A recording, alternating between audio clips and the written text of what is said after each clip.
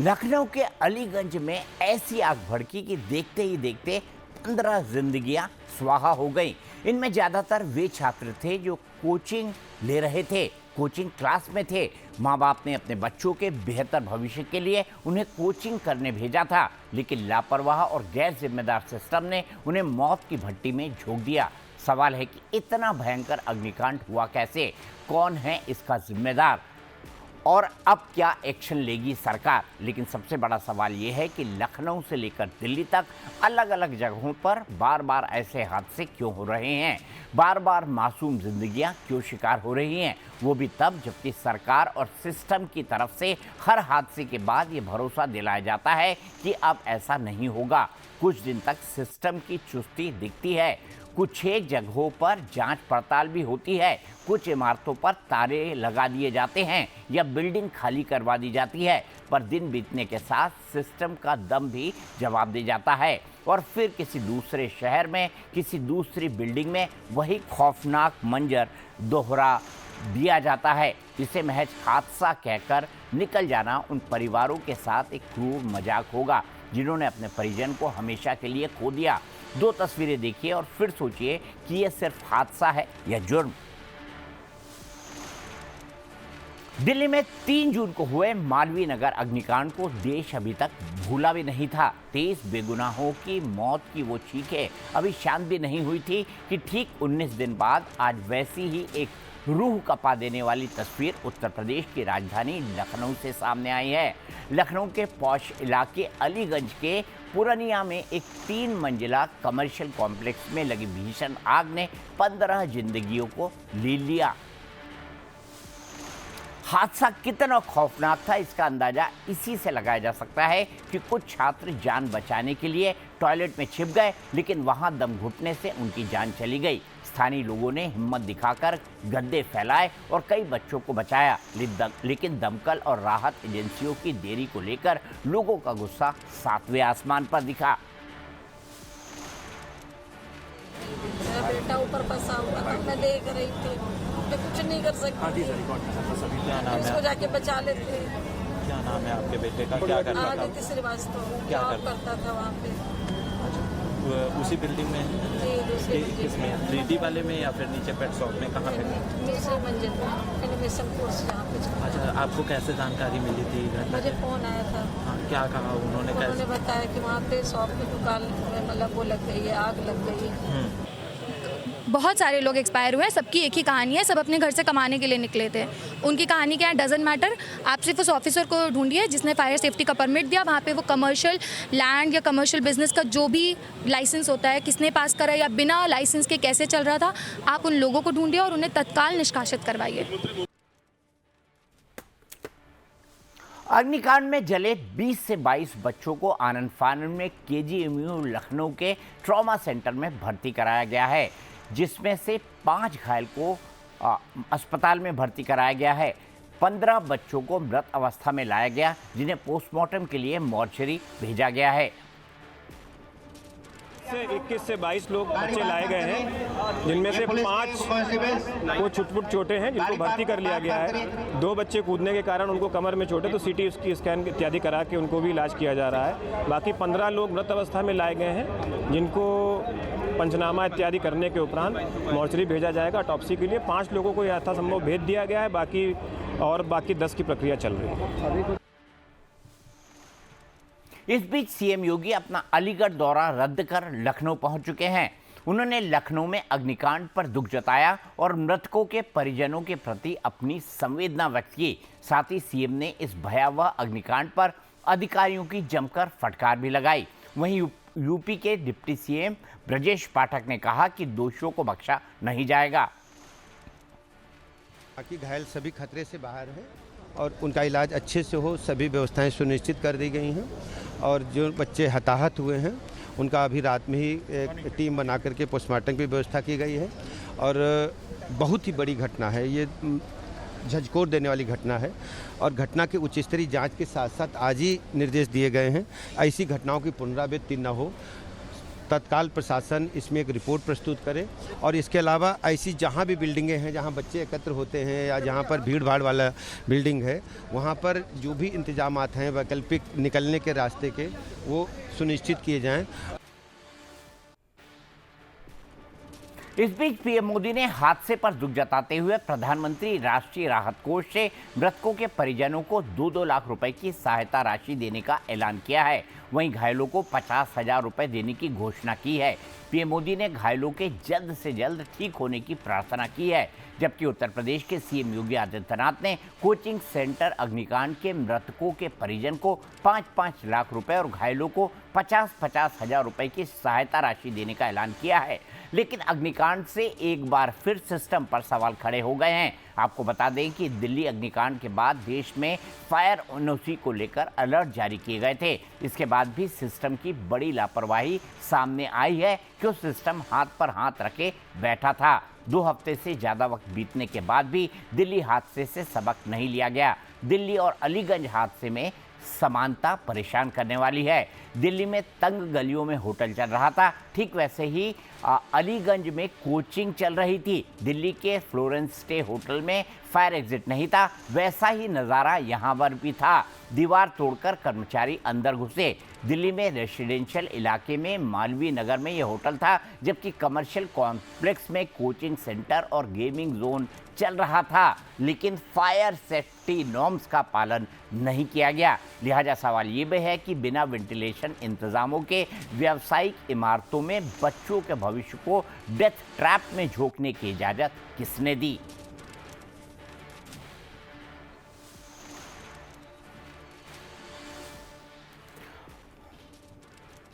तो मेरे सहयोगी धीरज त्रिपाठी इस वक्त लखनऊ से जुड़े हुए हैं, जहां तक मुझे पता है वो केजीएमयू पर इस वक्त मौजूद है।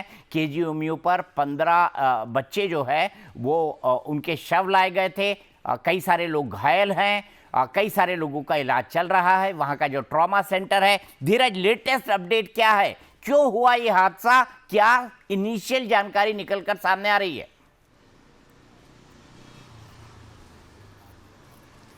बिल्कुल दीपक जी, देखिए बहुत ही दुर्भाग्यपूर्ण अग्निकांड का हादसा हुआ है। मुख्यमंत्री योगी आदित्यनाथ की संवेदनशीलता देखिए कि वह फिरोजाबाद दौरे पर थे और अलीगढ़ का जो उनका अगला दौरा था उसको रद्द करके मुख्यमंत्री योगी आदित्यनाथ सीधे ग्राउंड जीरो पर घटना स्थल पर पहुंचते हैं और उसके बाद जहां पर केजीएमयू के ट्रॉमा सेंटर में जो पीड़ित परिजन हैं, जो घायल अवस्था में जिन बच्चों का इलाज चल रहा है, उनसे मेल मुलाकात करते हैं। अब तक की जानकारी के अनुसार दीपक जी करीब 15 बच्चों की दर्दनाक मौत हो चुकी है और 9 लोग घायल हैं जिनका इलाज चल रहा है। फायर डिपार्टमेंट के तमाम अफसरों की लापरवाही की वजह से राजधानी लखनऊ में तमाम रेजिडेंशियल कॉलोनियों में इस प्रकार के कमर्शियल संस्थान चल रहे हैं। मुख्यमंत्री योगी आदित्यनाथ ने अभी पिछले महीने ही तमाम अफसरों को दिशा निर्देश दिए थे कि दिल्ली की घटना से सबक लिया जाए और तमाम जो बिल्डिंग्स हैं, कोचिंग संस्थान है, जो निजी संस्थान है, वहाँ पर फायर सेफ्टी के फीचर्स तत्काल प्रभाव से उनकी जाँच की जाए और जहाँ जो कमियाँ हैं उन्हें समय रहते दुरुस्त कर लिया जाए। फायर विभाग के जो डीजी सुजीत पांडे हैं, उनकी लापरवाही देखिए कि राजधानी लखनऊ में कुछ जो बड़े नामचीन होटल्स हैं वहाँ पर वो पहुँचते हैं, वीडियोग्राफी कराते हैं और महज खाना पूर्ति करते हैं। अलीगंज में आज जहाँ ये हादसा हुआ है, 15 छोटे छोटे बच्चों ने की दर्दनाक तरीके से मौत हो गई है। वह बिल्डिंग रेजिडेंशियल कॉलोनी में संचालित हो रही थी। एक वीरेश शुक्ला और सर्वेश शुक्ला के नाम पर यह बिल्डिंग थी और किराए पर वहाँ पर पेट डे केयर सेंटर संचालित हो रहा था। उसके फर्स्ट फ्लोर पे वहाँ पर एक गेमिंग जोन संचालित हो रहा था और एक एनिमेशन सेंटर था जहाँ पर बच्चे अपनी अपनी कला का प्रदर्शन करने को लेकर वहाँ पर जाते थे और कुछ न कुछ चीज़ें सीखने का काम करते थे। उन बच्चों के माता पिता का हाल बहुत तरीके बेहाल है कि वो आज शाम को अपने घर पहुंचते, लेकिन अब उनका जो पार्थिव शरीर है वो पहुंचा है, वो लोगों की अपनी पीड़ा है। लेकिन फायर डिपार्टमेंट, लखनऊ नगर निगम, आवास विकास और जिला प्रशासन के जिम्मेदार अफसरों की लापरवाही की वजह से इस प्रकार की घटना हुई है। अफसरों ने अगर कुछ समय पहले जब मुख्यमंत्री योगी आदित्यनाथ ने दिशा निर्देश दिए थे और सभी बिल्डिंग की सही तरीके से अगर जाँच की जाती तो शायद इस प्रकार की बड़ी घटना ना हो सकती थी दीपक जी।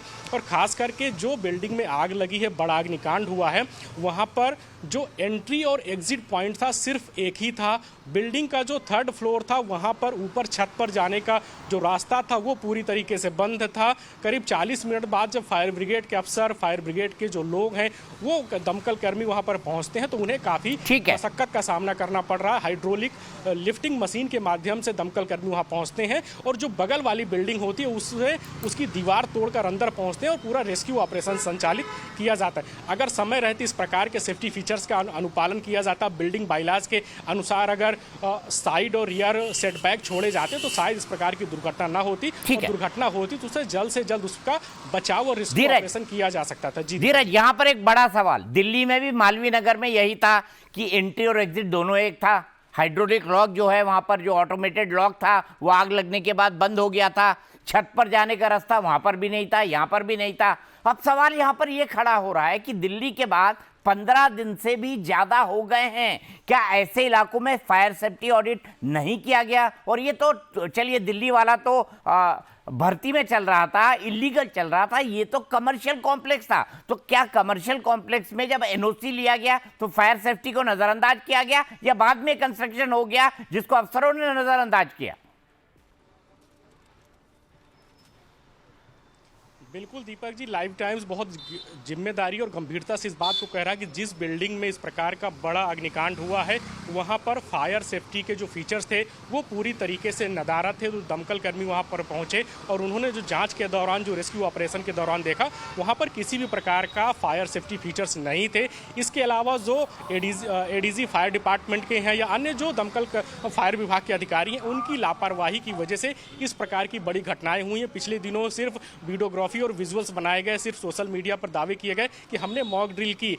वहां पर जो फायर सेफ्टी डिपार्टमेंट की एनओसी होती है, उस बिल्डिंग में जो तीनों फ्लोर पे अलग अलग संस्थान संचालित हो रहे थे, किसी के पास भी फायर सेफ्टी डिपार्टमेंट की एनओसी नहीं थी। और यही कारण है कि जब इस प्रकार की घटना हुई वहां पर ना वहां पर अग्निशमन के यंत्र थे, ना वहां पर सेटबैक छोड़े गए थे। एंट्री और एग्जिट का सिर्फ एक ही रास्ता था, जिससे जब आग लगी और आग भयावह रूप लेती चली गई, बच्चे वहां अंदर मौजूद थे। कुछ बच्चे टॉयलेट्स के अंदर खुद को बंद किए कि शायद वह उनकी जान बचाई जा सके। जब फायर ब्रिगेड के जो दमकल कर्मी है या जो एनडीआरएफ, एसडीआरएफ के जो जवान हैं, उन्हें अंदर जाने में काफ़ी मशक्कत का सामना करना पड़ रहा था। जो हाइड्रोलिक लिफ्टिंग मशीन है उससे वो आगे की जो उनका जो ग्लास था उसको तोड़कर पहुँचते हैं।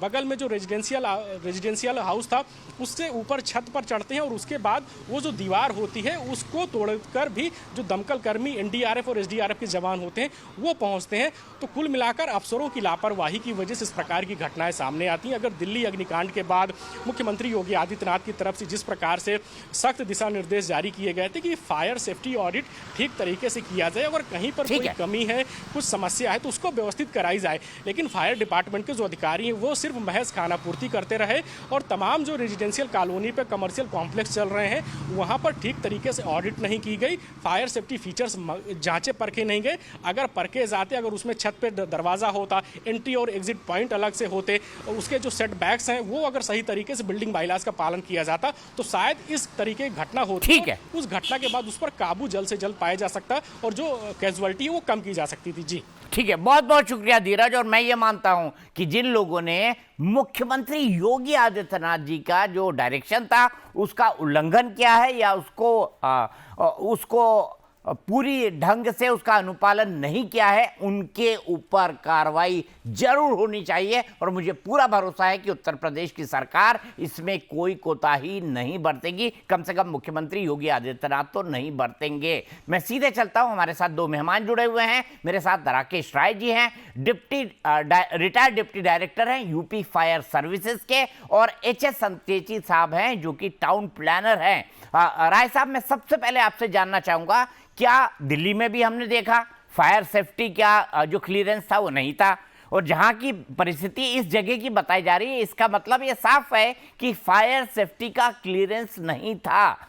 क्या फायर डिपार्टमेंट यानी अग्निशमन विभाग समय समय पर ऐसी जगहों का ऑडिट नहीं करता, और क्या ऑडिट किया तो क्या नजरअंदाज हो गया या जो कहते हैं कि कुछ पैसा दो और आप जितनी लीगल चाहें उनको चीज़ों को लीगल करा लो। मैं किसी पर आरोप नहीं लगा रहा हूं, क्या आपको ये वस्तुस्थिति इस मामले में दिखाई नहीं देती? चौरसिया साहब, सबसे पहले मृतक के परिवार लोगों के लिए हम बहुत ही शोक संतप्त हैं। मेन चीज है जो आपके एंकर साहब कह रहे थे, फायर ऑडिट थर्ड पार्टी होनी चाहिए। National building code of India में थर्ड पार्टी ऑडिट का प्रोविजन है और उत्तर प्रदेश आपात सेवा नियमावली 2024 में भी थर्ड पार्टी ऑडिट और क्वालिफाइड एजेंसी का प्रोविजन है। अगर ये दोनों कंप्लायंस हुआ होता तो शायद ये मौत का आंकड़ा कम होता। दुर्भाग्य है कि मैं कई बार चैनल पे इस चीज का जोर देते रहा हूं, लेकिन जैसे आपने कहा कि फायर डिपार्टमेंट द्वारा ऑडिट, फायर डिपार्टमेंट एनओसी देता है। अगर उसी से हम ऑडिट कराएंगे तो आप स्वयं समझ सकते हैं कि अपने ही द्वारा निर्गत एनओसी में दूसरी साल ऑडिट करके कोई कमी क्यों निकालेगा, जबकि प्रोविजन है थर्ड पार्टी ऑडिट। ये देखिए टेक्निकल चीज है, यहीं से ट्विस्टिंग है। अगर थर्ड पार्टी ऑडिट आप करा लें तो ऑडिट एनओसी लेने वाले एनओसी देने वालों के बीच अगर कोई गड़बड़ी है तो उजागर हो जाएगी। लेकिन मैं धन्यवाद करूंगा Ankush Mittal, chief fire officer Lucknow का, जिनकी टीम ने बहुत ही कड़ी मशक्कत करके हाइड्रोलिक प्लेटफॉर्म से रेस्क्यू किया और मौतों का आंकड़ा बढ़ने से रोका। इवन बगल की बिल्डिंग में भी आग फैलने से रोका। नहीं, मैं यहाँ पर राकेश जी ये समझना चाहूंगा कि आपको लगता है यहाँ पर फायर सेफ्टी होगा? अरे भाई, फायर सेफ्टी जो है उसकी परमिशन इस कमर्शियल बिल्डिंग ने ली होगी, या फायर सेफ्टी परमिशन ली, उसके बाद एक कंस्ट्रक्शन होता शुरू हो गया जिसके चलते एंट्री और एग्जिट एक हो गया। क्योंकि भाई बहुत बड़ी इमारत तो है नहीं, छोटी सी इमारत दिखाई दे रही है, मेरे ख्याल से मैक्सिमम 200 गज के अंदर होगी, इससे ज्यादा तो मुझे दिखाई नहीं दे रही है। तो फायर सेफ्टी की परमिशन ले ली इस कमर्शियल जगह ने, और उसके बाद इस तरह के कंस्ट्रक्शन हो गए कि एंट्री एग्जिट दोनों एक हो गए, छत का रास्ता बंद हो गया। यह 3 मंजिल बिल्डिंग थी, यानी 10 मीटर से नीचे थी। फायर एनओसी आवश्यक थी, लेकिन दुर्भाग्य फायर एनओसी इन्होंने नहीं लिया। अल्टरनेट रूट ऑफ एस्केप अनिवार्य था, इन्होंने नहीं किया। और जो लाइफ सेफ्टी के जो भी इक्विपमेंट थे वो वर्किंग कंडीशन में ही नहीं थे। मेन चीज था अल्टरनेट रूट ऑफ एस्केप, पलायन का वैकल्पिक मार्ग यदि रहा होता तो ये मौत का आंकड़ा बहुत कम होता। और दुर्भाग्य है कि ऐसी हजारों बिल्डिंग लखनऊ में है, केवल लखनऊ में, और उसमें हादसा होने का हम लोग इंतजार करते हैं। बार बार मैं यही कहूंगा कि उत्तर प्रदेश आपात सेवा नियमावली 2024 का कड़ाई से पालन हो, थर्ड पार्टी ऑडिट हो, अर्थात ऑडिट थर्ड पार्टी हो और क्वालिफाइड एजेंसी ही काम करे, क्योंकि प्रोविजन में वही है। दुर्भाग्य है कि इसका कंप्लायंस नहीं हो रहा है, इसलिए ये हादसे लगातार होते जा रहे हैं। और आगे मैं ये बड़ा ही दुर्भाग्यपूर्ण ढंग से कहूंगा कि आगे भी हादसे होते रहेंगे। ठीक है, अनुपालन होना चाहिए, थर्ड पार्टी ऑडिट होना चाहिए। संचेती साहब, हमने दिल्ली में देखा, वहां तो फायर सेफ्टी के जो नॉर्म से वो फायर सेफ्टी का कोई सर्टिफिकेट जिसको लिया जाता है, एनओसी, नो ऑब्जेक्शन सर्टिफिकेट, वो लिया नहीं गया। यहाँ पे भी कमोबेश यही बताया जा रहा है कि एनओसी यहाँ पर भी फायर सेफ्टी का था नहीं। तो क्या जब प्लानिंग होती है या इस तरह की बिल्डिंग बनाई जाती है तब इस बात का बिल्कुल ख्याल नहीं रखा जाता कि इस तरह की परिस्थितियां हो गई तो फिर क्या हालात बनेंगे? क्योंकि ये तो प्लानिंग के स्तर पर ही हो जाना चाहिए। बिल्कुल दीपक जी, ये लगातार चल रहे हैं और रजिस्टर। ना एक मिनट रुक जाइए राय साहब, ये सवाल संचेती जी से। संचेती जी जवाब दीजिए। तो दीपक जी, आपने बिल्कुल सही बात कही है कि फायर सेफ्टी एक कंपोनेंट होता है बिल्डिंग का, कि बिल्डिंग में फायर सेफ्टी का प्रोविजन भी होना चाहिए, वाटर सप्लाई का भी होता है, ये होता है। पर ये देखो आपकी जब भी कोई बिल्डिंग बनती है तो उनके बायलॉज है, जैसे योगी आदित्यनाथ जी ने जो है आपके मतलब पूरे यूपी में आते ही मास्टर प्लान पर जोर दिया। मास्टर प्लान बनाने का मतलब है कि there is a some planning of आप सिटी, जिसमें कितनी चौड़ी सड़कें होनी चाहिए, कहाँ पे क्या बिल्डिंग आनी चाहिए, कहाँ पे किस तरह का यूज आना चाहिए, कहाँ पे कितनी एक्सेस होनी चाहिए। उसके बाद आप देखो कि सेकंड टियर में आता है जोनल प्लान्स। जोन्स में ये देखते हैं कि यहाँ कॉमर्शियल अलाउ करना नहीं चाहिए, यहाँ आपकी पार्किंग सुविधा है कि नहीं है, रोड प्रॉपर चौड़ी है कि नहीं है, प्लानिंग नॉर्म्स के लिए जो प्लॉट की साइज है वो अलाउड है नहीं। तीसरी आपकी आती है स्टेज है कि इन दो के बाद में तीसरी आती है कि आपको बिल्डिंग प्लान बनाए, अप्रूवल किए बिना आपको किसी भी बिल्डिंग को बनने नहीं देना चाहिए।